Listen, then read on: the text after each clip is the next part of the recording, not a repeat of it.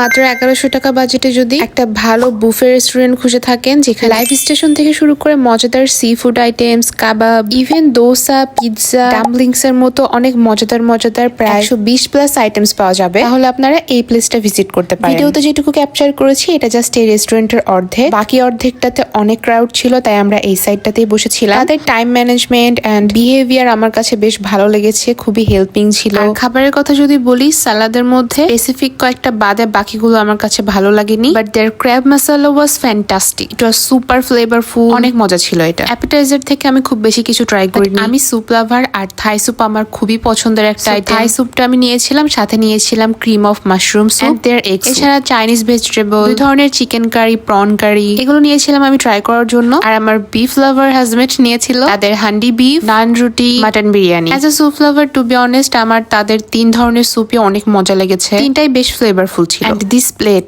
এই প্লেটে আমি যে আইটেম গুলো নিয়েছি প্রত্যেকটা আইটেমই অসম্ভব মজা লেগেছে আমার কাছে। ডেফিনেটলি সবার টেস্ট বাট সেম না, বাট আমার কাছে ওদের